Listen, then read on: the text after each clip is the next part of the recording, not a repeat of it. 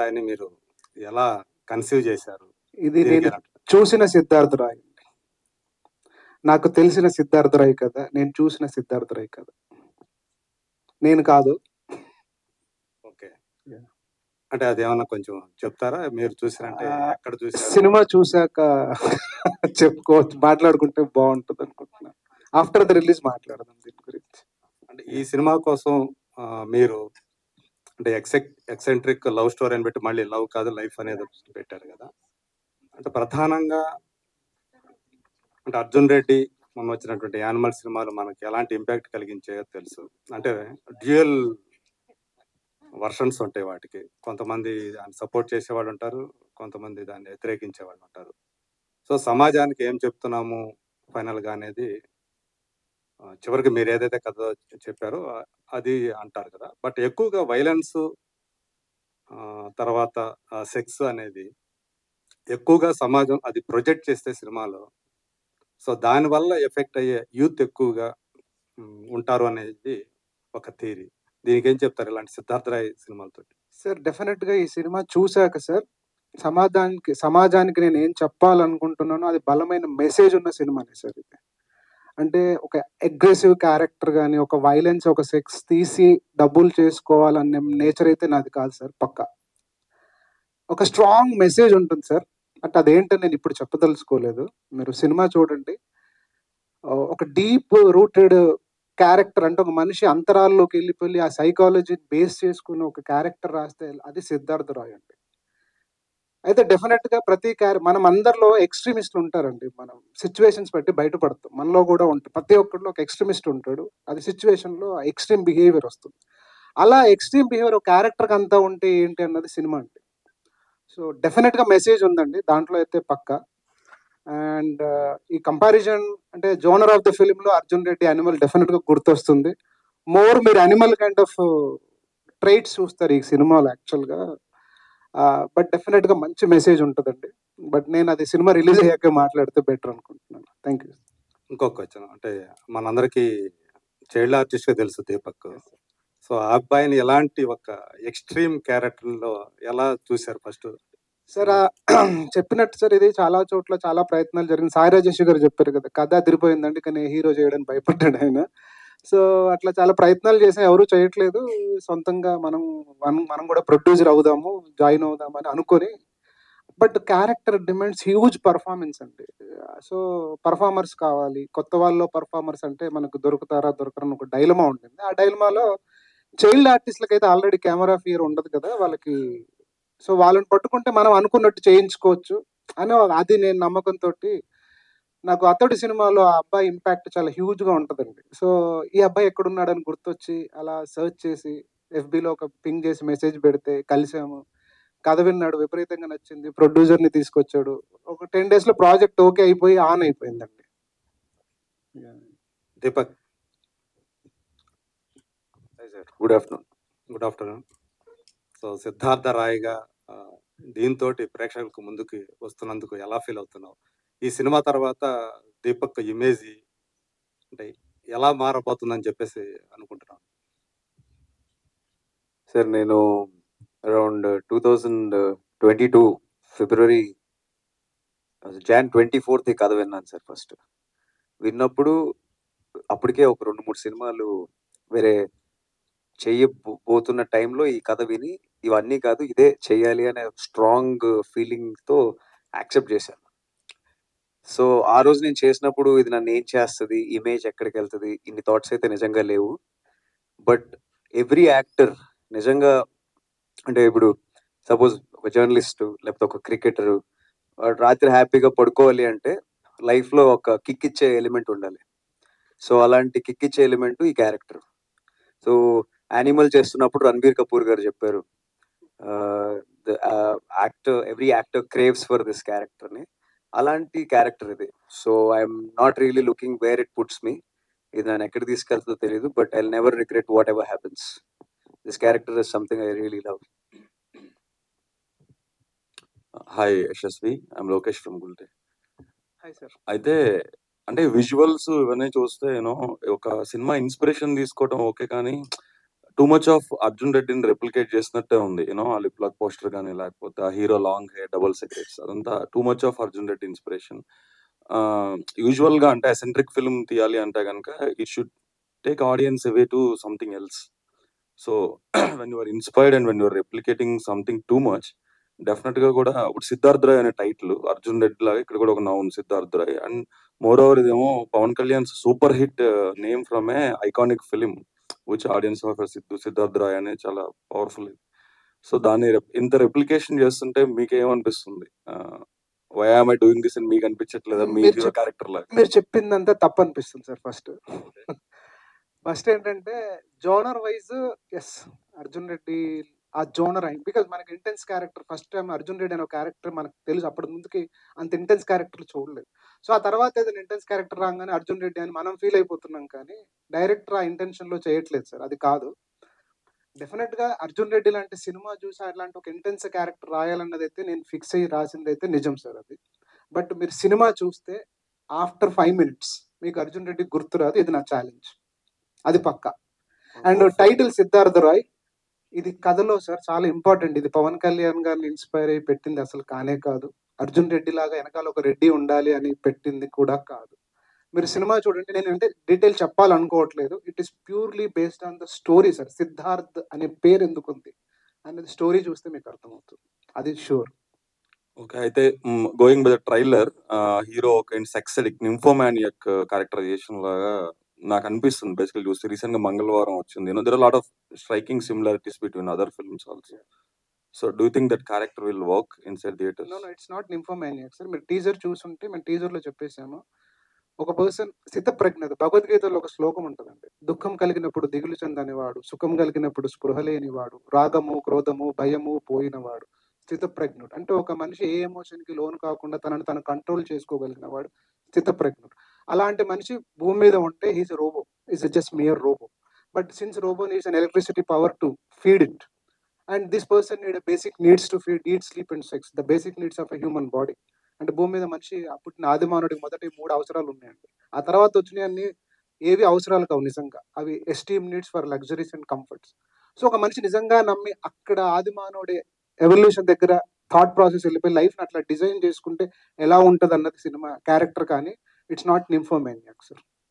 అంటే ఇప్పుడున్న ఈ వెల్ అడ్వాన్స్డ్ సొసైటీలో అలాంటి characterization do you think it works out? Because ఇప్పుడు మీరు చెప్తున్నట్టే అంటే eat, sleep and sex is not the thing of a man right no. ఎప్పుడైనా కూడా that is the difference between a civilized being and uncivilized animal కదా. Do you think that kind of that's what I'm saying. A person believes that uncivilization of, అంటే ఎక్కడైతే మనిషి పుట్టాడో పుట్టినప్పుడు ఏ అవసరం అవి ఉంటే చాలు, మిగిలిన భావోద్వేగాలన్నీ లెక్కలేని ప్రాబ్లమ్స్ తీసుకొస్తున్నాయని నమ్మే ఒక character sir. Because all emotions will take you for a ride, for good or bad. But majority మనం బై యాక్సిడెంటల్ గా 90% of human beings are emotional people sir. అయితే ఏమవుతుందంటే ఈ సొసైటల్ ర్యాట్ రేస్ లో మనము సక్సెస్ అవ్వాలన్న దాని మీద కాంపిటేటివ్ వరల్డ్ లో మనం లాజిక్స్ ని ఓన్ చేసుకుంటూ మొదలు పెడతాం. Because you have to win through logics. ఇప్పుడున్న సోషల్ మీడియా లైఫ్ కానీ, లేదంటే ఒకప్పుడున్న సొసైటీలో కానీ తనను తాను డిఫరెంట్ గా ఐడెంటిఫై చేసుకోవాలి, స్పెషల్ గా కొనియాడబడాలని మనం లాజిక్స్ అడాప్ట్ చేసుకుంటాం సార్. ఈ లాజిక్స్ అడాప్ట్ చేసుకున్న తర్వాత మనిషిలో కాన్ఫ్లిక్ట్ స్టార్ట్ అవుతుంది. బై నేచర్ ఉన్న హ్యూమన్ ఎమోషన్స్ అడాప్ట్ చేసుకున్న లాజిక్స్ దేన్ని బట్టి లైఫ్ లీడ్ చేయాలి, దానికి సమాధానం ఈ సినిమా సార్. అంటే ఇప్పుడు ఓటీటీకి కూడా సెన్సార్ అంటున్నారు ఈ మధ్య రీసెంట్ గా, హౌ టు సెన్సార్ అని. ఆ సెన్సార్ లో will this movie survive? Definitely sir. అసలు నాకు తెలిసి కట్టు కూడా ఉండదు అనుకుంటున్నాను. ఈ పోస్టర్స్ మన షార్ట్లకి అయితే కట్టలు లేకుండా ఉండవు యూజువల్ గా. Let's see sir. అది kissing sir. I think nothing bad in that, and that is nothing bad, and there is no skin show in the film. I don't think, maybe A certificate అయితే వస్తుంది sure, cuts అయితే రావండి. ఇప్పుడు trailer మేము censor చేయించాను sir, trailer single cut లేదు sir. Cool అండి, all the best. Thank you sir. Thank you. Hi Deepak. Hi bro. Hi good so sir. Character congrats, చాలా బాగా ఉంది, ఇంప్రెసివ్ ఉంది. కానీ ఎంత కష్టపడ్డారు దీని గురించి, హోంవర్క్ ఏం చేశారు ఆన్ స్క్రీన్ ఇంత ఇది రావడానికి? సార్ యాక్చువల్లీ అర్జున్ రెడ్డి తీసినప్పుడు సందీప్ రెడ్డి వంగ గారికి ఆయన ఒరిజినల్ క్యారెక్టర్ అన్నారు సార్. ఇక్కడ మా డైరెక్టర్ ఒరిజినల్ క్యారెక్టర్ కాదు, బట్ నాది అదే సార్ క్యారెక్టర్. సార్ అంటే నేను అనేది ఫుడ్, స్లీప్, సెక్స్ గురించి కాదు. The extremity nature. సో నా లైఫ్లో నేను చాలాసార్లు ఎన్నో ఎక్స్ట్రీమ్స్ వల్ల చాలా కోల్పోయాను సార్. టైంకి రాలేకపోయాను. యాక్చువల్లీ నేను ఎప్పుడో హీరో ఒక యాక్టర్గా వద్దాం అనుకున్నాను, అవ్వలేకపోయాను. That is my nature. Extremity is my nature. That is the same nature of Siddharth Roy. So homework, yes, I just revisited my old life. నేనేం చేశాను అదే చూసుకున్నాను. అండ్ దాంతోపాటు చాలా philosophical books and psychological understanding of human behaviour ఖచ్చితంగా చేశాను sir. అంటే child artist గా మీరు బాగా పెర్ఫామ్ చేసేవారు, చాలా నేమ్ ఉంది. కానీ ఫస్ట్ ఫిల్మ్ ఇలా ఫిల్మ్ చేసేటప్పుడు, హీరోగా చేసేటప్పుడు ఇలాంటి ఫిల్మ్ చేస్తే ఒక ఇది వస్తుంది, ఇమేజ్ క్రియేట్ అవుతుందని నేను ఆలోచించారా? Sir, I'm personally, and I'm more an actor than thinking of myself like a hero, sir. So hero is అంటే by product of so many good things. ఒక మంచి కథ, 10 పర్ఫార్మెన్స్లు బాగా వచ్చి అంతా పండాలి. సో హీరో అనేది జనాలకు వదిలేస్తాను సార్. నన్ను చిన్నప్పుడు నేను ఏది ఆశించి చేయలేదు, నన్ను అందరూ ఆదరించి మనసులో పెట్టుకున్నారు. సో నేను నా కష్టం పడ్డాను సార్. సో అది మీరందరూ చూసి మీరు ఒప్పుకుంటే నేను హీరోనే కదా sir. So I just saw it as an actor. Image, ఇలాంటి ఇమేజ్ పడుతుంది అందరూ కొంచెం. ఓకే, మీరు అంటే నన్ను ఎలా చూస్తారు ఆడియన్ వ్యూ పాయింట్ అన్న ఉంది సార్. ఆ థాట్ ఉండింది, ఇప్పటికీ భయం ఉంది ఏమనుకుంటారు అని. బట్ కథలో రిలవెన్సీ అంటే కథ ట్రావెల్ అయ్యే కొద్దీ అది అసలు కన్వే అవ్వదు సార్. కథ has its own justification for what it narrated. So it shouldn't be a problem. All the best. Thank you. Yashasvi garu. Hi sir. Hi sir. మీ టీజర్ చూసాం, ట్రైలర్ కూడా ఇంటెన్స్ ఉంది. కాకపోతే మాకు అనిపించేది ఏంటంటే మీరు 2.5 hours ఫిల్మ్లో ఇంటెలెక్చువల్ అన్ని ఫిలాసఫీ అన్నీ చెప్పిన విజువల్ వైజ్ చూస్తే ఒక సొసైటీకి ఒక బ్యాడ్ మెసేజ్ వెళ్తుందేమో, స్టూడెంట్ యూత్కి. అంటే ఒక ఎక్స్ట్రీమ్ క్యారెక్టర్ ఉంటారు కానీ 1000లో ఒక్కరు ఉంటారు కానీ 100లో ఒక్కరు ఉండరు, ఇలాంటి క్యారెక్టర్స్. అలాంటి క్యారెక్టర్ మన స్క్రీన్ మీద బుక్స్లో అయితే ఉంటాయి. బుక్స్లో రాయొచ్చు, ఏదైనా రాసుకోవచ్చు, ఇష్టం చదువుతారు. కానీ విజువల్ మీడియాకి వచ్చేటప్పటికి విజువల్ ప్రతి వాళ్ళకి వెళ్తుంది, ఫ్యామిలీస్కి వెళ్తుంది, లేదంటే స్టూడెంట్స్ యూత్కి వెళ్తారు. ఆ యూత్కి మీరు అంతా చెప్పి 2 hours ఫిల్మ్లో మొత్తం ఇంటెన్సివ్ క్యారెక్టర్ క్రియేట్ చేసి లాస్ట్ 10 minutesలో మెసేజ్ పెడితే అది ఎంతవరకు వెళ్తుందంటారు? అంటే కమర్షియల్ సినిమా కమర్షియల్ గా చూడాలంటారా? లేదా first sir, cinema is a commercial medium sir, దాంట్లో డౌటే లేదు. నేను నమ్మేది ఏంటంటే సార్, సినిమాని కథను నమ్మి డబ్బులు పెట్టిన ప్రొడ్యూసర్ కనీసం ₹1 లాభం తెప్పించే బాధ్యత డైరెక్టర్ నేను నమ్ముతా సార్. ఇది అలా అని లాభం సంపాదించడం కోసం సినిమాలు అయితే తీయం, అదైతే కాదు. ఒక కథ చెప్పాలనుకుంటాం, ఆ కథ కొన్నిసార్లు సమాజంలో జనరల్గా సార్ సినిమాలో ఏ క్యారెక్టర్లు తీసుకున్నా సార్, మనలో ఒకటి క్యారెక్టర్ కంటే జనరల్గా నలుగురు చూడని క్యారెక్టర్లో ఒక ఎక్సైట్మెంట్ ఉంటుంది సార్. మనం రోబో సినిమాలో నిజంగా రోబో అట్లా చూడడం మనం చూడలేదు సార్ ఎక్కడ, బట్ అది చూస్తే దాని తాలూకు ఎక్సైట్మెంట్ మన లోపల ఉంటుంది. సిమిలర్ థింగ్స్ అట్లా అంటే లార్జర్ దాన్ లైఫ్ క్యారెక్టర్లు లేదా ప్రపంచంలో మనం చూడని క్యారెక్టర్లు, రేరుగా చూసే క్యారెక్టర్ల చుట్టూ ఒక ఎక్సైట్మెంట్ ఎక్కువ ఉంటుంది. దాన్ని అన్ఫోల్డ్ చేస్తే వీ విల్ హిట్ బుల్సాయ్ అని నేను నమ్ముతాను సార్ పక్క. సో అట్లా అనుకుని రాసిన కథ. అండ్ ఇది సొసైటీకి మెసేజ్ నేను చెప్తున్నాను సార్, చాలా మంచి మెసేజ్ ఇస్తాం. డెఫినెట్గా మీరు అందరూ అప్రిషియేట్ చేస్తారని అయితే నమ్ముతున్నాను. యూత్కి రాంగ్ మెసేజ్ అస్సలు వెళ్ళదు. This is the what it is అని డెఫినెట్ గా చెప్పే సినిమా సార్ ఇది. Okay, all the best. Thank meet you. Up. Producer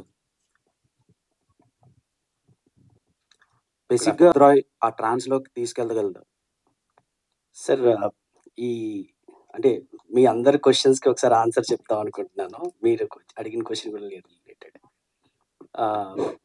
extreme violence and extreme sex is what is making money in this film industry currently, which is not there in our movie.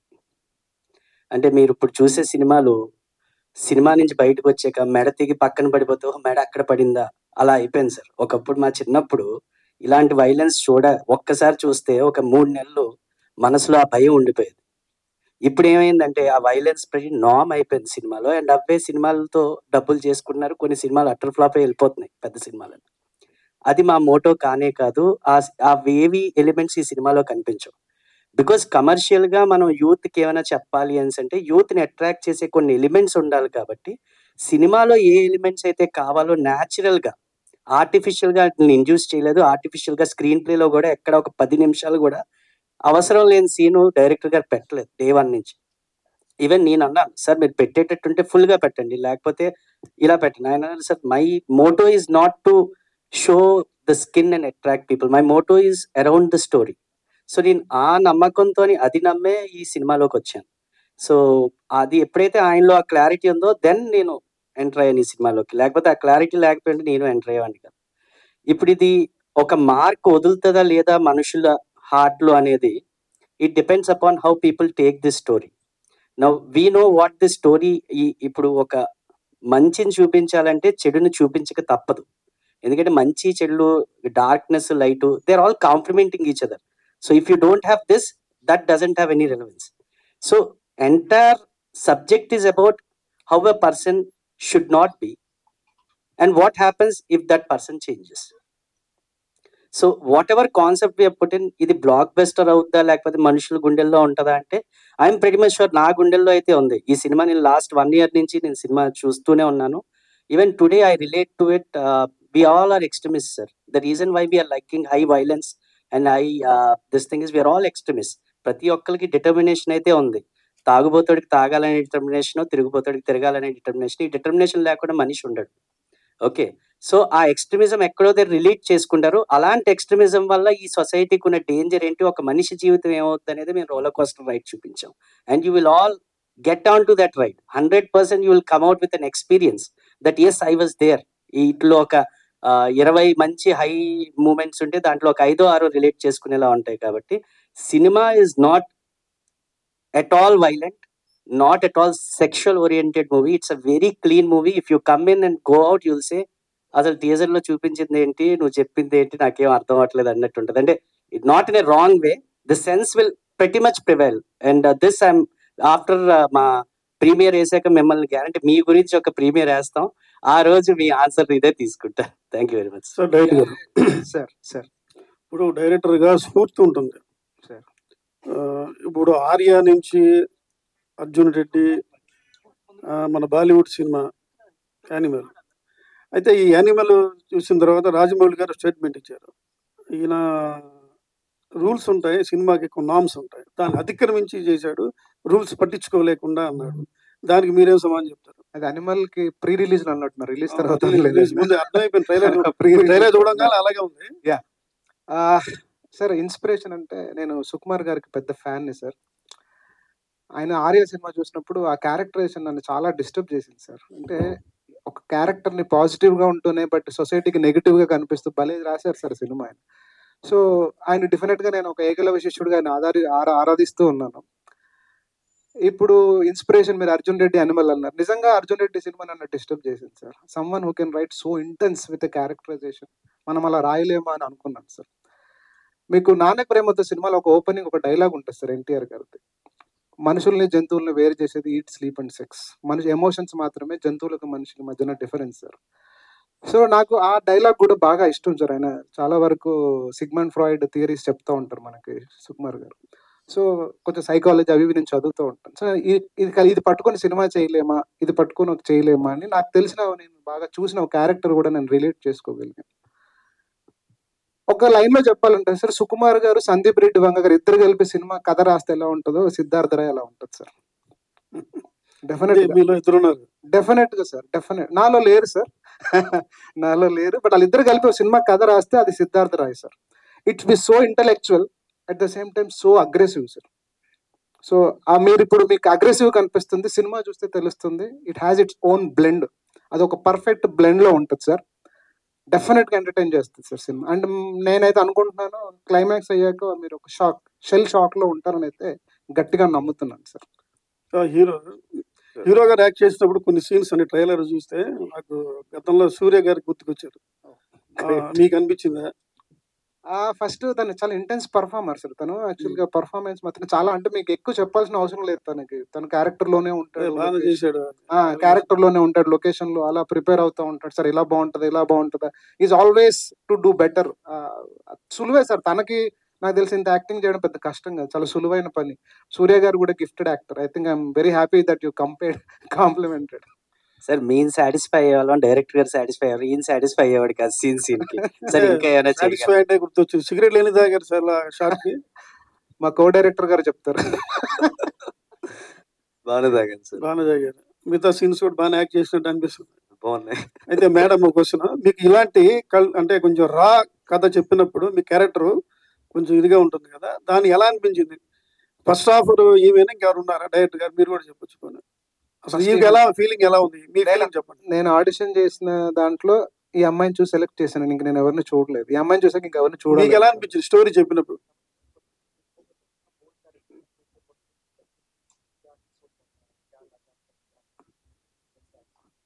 Hello, sir. Um, I feel when I heard the story itself, I think on the audition day itself, I was like, I want to do this movie. Why? Because they had auditioned some June 22 June, and there were many girls, and I think before me there were 2 3 girls.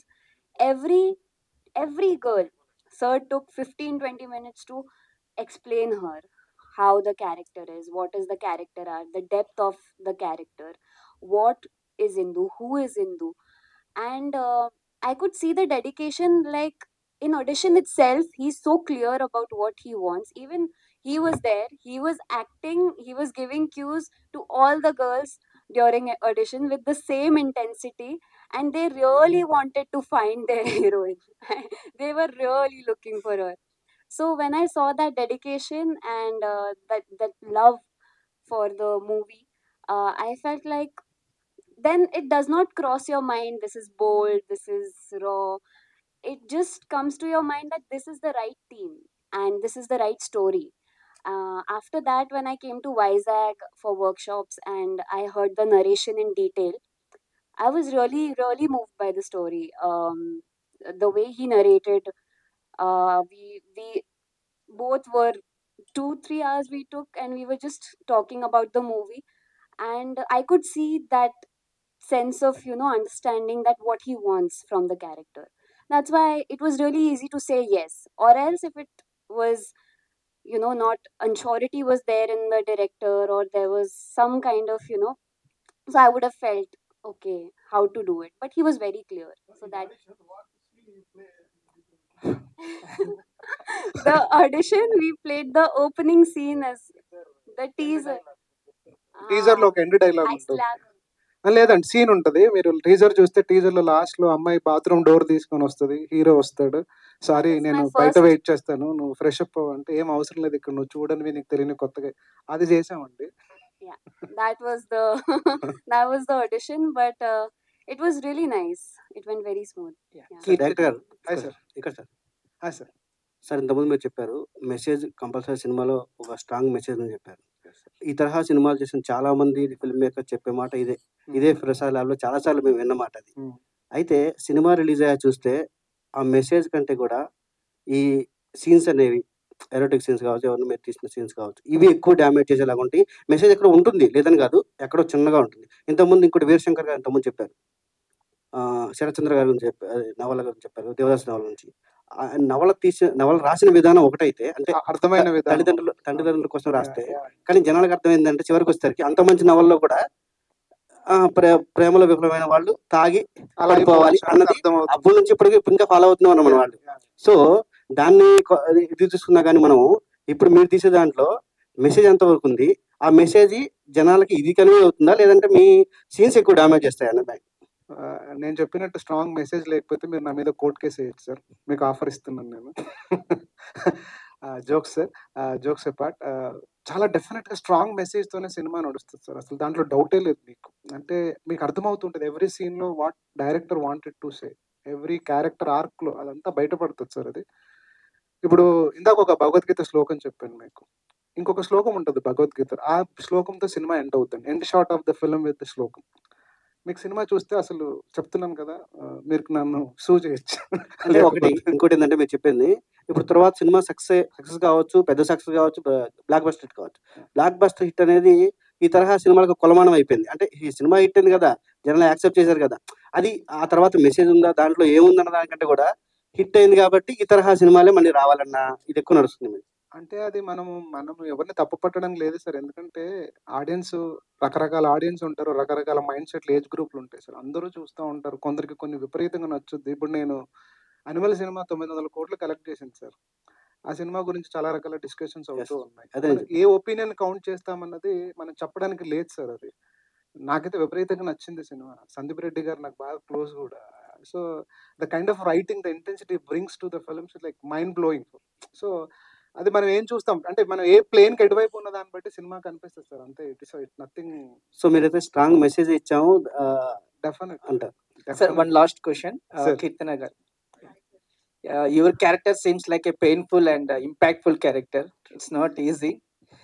How important is your character to the story, and could you please elaborate your working experience with the crew? So my character is వాళ్ళ love start కావడానికి నా love end చేశారు. That is the importance of the character. నేను work చేసింది చాలా తక్కువ, but the importance they gave for my character is really grateful for me. Maybe 1 week చేసి ఉంటాను అంతేనా మమ్మీ?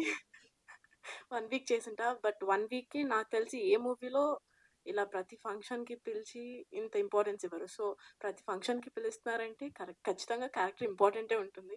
నేను కూడా ఇంకా చూడలేదు మూవీ, చూసిన తర్వాత మేబీ ఇంపార్టెంట్ ఉండాలని కోరుకుంటున్నాను. Thank you.